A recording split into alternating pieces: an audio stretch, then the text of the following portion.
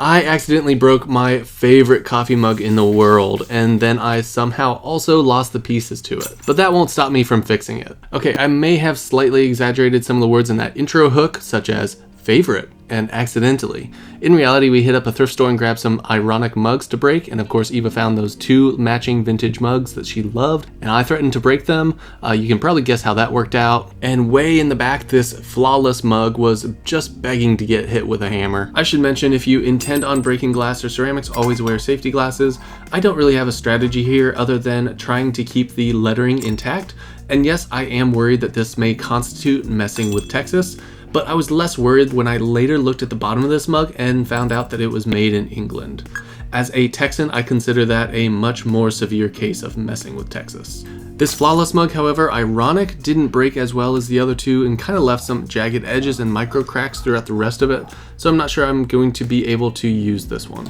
Now I'm going to use some glass to fix these mugs. Since we're both hoarders, we do have this box of wine bottles in our attic for when we make our own wine. I'm looking for bottles that have similar diameters to the mugs that I broke. Also for color, I'm looking for really nice colors. Now I'm leaving things a bit up to chance here. I'm hoping I can get some pieces from these bottles that are salvageable and large enough to actually use.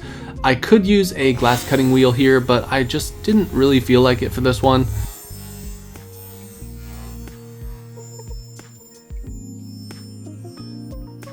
As I'm rummaging through the remains of this poor bottle, I'm looking for anything that has a nice curve to it and is big enough to actually solder together. Unfortunately, this bottle broke into lots of tiny pieces, but I think we can make something in this pile of glass that will work. As a stained glass artist, I handle glass all the time, and I don't feel like I need to wear gloves when I do this kind of thing. However, if you are not comfortable with this, I highly recommend throwing on a pair of gloves while you dig through broken glass. This next bottle I'm saving for the Don't Mess with Texas mug to go along with the blue and red color scheme, and since that mug ended up with a larger break in it, I'm really crossing my fingers that I can get some sizable pieces out of this bottle, and turns out I ended up getting quite lucky and found 2 pieces that are just the right shape for what I'm looking for. Next step is to loosely outline the shapes that I need. I'm using this silver Sharpie that really helps me to see where I need to cut, and it also comes right off the glass with water. Honestly, this was trickier than I thought it would be, having to hold the mug while also holding the broken glass over top of it, and tracing over it all at once was really quite challenging, and definitely an effort in dexterity. Because of this, I wasn't as accurate as I normally am with tracing, but it all worked out in the end. Now, I've never really worked with curved glass before, so I'm fairly nervous about using my glass scoring wheel on this as I would normally do on a flat stained glass piece, and I really don't want to risk breaking these pieces because I really don't want to go back and break more bottles. So instead, I'm going to skip the cutting process and move straight into the grinding process. Because of that, there is a ton of glass that I need to grind off here, and it's also not a flat surface, so this may be a little tricky. So as I grind a little here, I'll tell you about my inspiration for this project. Kintsugi is the traditional Japanese art that involves repairing broken pottery with lacquer mixed with powdered gold, silver, or platinum. Instead of hiding the flaws or fractures, Kintsugi really embraces them, turning the mended object into a piece of art. The philosophy behind Kintsugi goes beyond more like restoration and instead reflects an acceptance of imperfections and the beauty that can arise from embracing the unique character of an object. Now, since I purposely broke these mugs and I'm not fully restoring the functionality of the item, some people might in the comments say something like, "Oh, that's not real Kintsugi," and they'd be right to do so. It's not. But the idea of Kintsugi was definitely a large inspiration for this project, and either way, I think it's still pretty cool. We ended up with 2 pieces per mug. The one green piece is really small, and I was hoping to use only 1 piece there, but there just wasn't a bigger piece from that broken bottle. I like to dry off and clean the edges of the glass before I apply a copper foil tape to them. This helps the tape to properly adhere to the glass. If you're new to stained glass and have no idea what I'm talking about here, the easiest way to explain it is the tape sticks to the glass and then the solder sticks to the tape, creating a solid connection between the 2 pieces of glass. Now, I've foiled my share of stained glass, but I have never foiled glass with curves in the direction perpendicular to the tape, if that makes any sense. I like to think that I'm pretty decent at foiling, but man, this curved glass really humbled me. You're probably looking at this mess of foil tape and saying, wow, this guy has no idea what he's doing. But that copper tape just does not like to be bent the way that I'm having to bend it. If anyone in the comments has done this or has some possible solutions to foiling on a curved surface like this, I would love to hear your ideas because this was a complete disaster. I did make it work though, and similarly I foiled the mugs too, since the solder will only stick to that copper tape and not the glass or ceramics. Curved glass also becomes challenging when you go to solder it. If you have soldered before, you probably know that solder, when heated, is more of a liquid than a solid. And you can probably see how applying hot liquids onto curved surfaces while you're holding that curved surface can be dangerous and kind of difficult. Soldering also requires the use of both your hands, one to hold the solder and one to hold the iron. So if both your hands are used for soldering, what's holding your pieces in place? I had to get a little creative with that and use various props and balancing techniques to get my pieces steady enough to solder.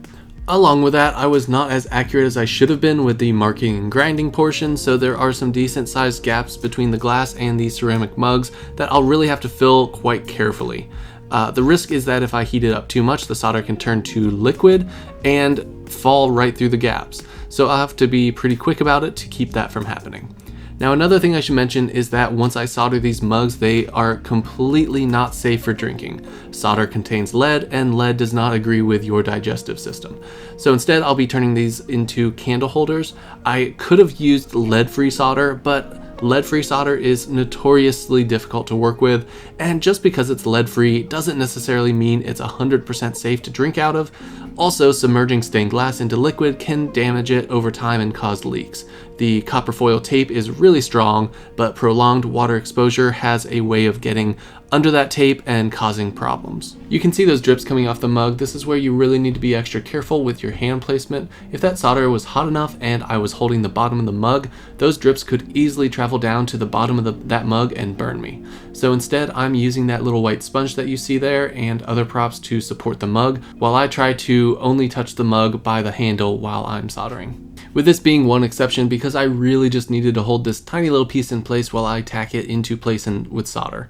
Because it's such a small piece, it really doesn't want to stay on. The next challenge I'm running into is soldering the interior of the mug. It's just really hard to get to with the soldering iron. I extended the lead on my solder quite a ways. I usually only have like 2 to 3 inches of solder between the soldering iron and the roll of solder that I'm holding, but I think I ended up closer to 4 to 6 inches for parts of these mugs, especially the Don't Mess with Texas one, since the break on that one was so much deeper than this one. So please don't look too carefully at the solder lines here, especially the inside ones. I'm pretty happy with how the outer lines turned out, especially for how much of a hassle it was to actually solder on a curved surface like this. So yeah, the green glass with the purple mug, I'm really liking it so far. Same thing with this blue. I think it has a rich vibrancy that really works quite well. Now, here's where I got lazy. I had a big gaping hole where I just didn't want to make an extra piece of glass to cover it. I figured it would be okay to solder over it and that it may look a little bit odd, but oh well. What I didn't realize is just how difficult it would be to actually get the solder to stay there and not drip through. But one drip of solder at a time, I finally got it to a place where I was decently happy with. Although this is probably one of the worst soldering jobs you've ever witnessed, and that's fair, but before you go full keyboard warrior in the comments just saying how ugly my soldering is, I suggest you try it out and see just how hard it is to really solder on a curved surface like this. Who knows, you might find that you get as humbled as I did when I was working through this project. Final step here is to apply a patina, especially with a subpar soldering job like this. A black patina goes a long way to help hide some of the imperfections. One little tip to get a nice even patina is 4-0 steel wool, then rinse with soap and a magic eraser sponge. It just helps get rid of any impurities or extra flux on the work surface that will keep the patina from hitting the solder evenly. And that's everything. I would love to hear what you would do different in the comments, or if you've ever tried anything like this, or if you're inspired to do something like this that's similar. Subscribe to see some more awesome content, and make sure you hit that notification bell as well to stay up to date. Thanks for watching.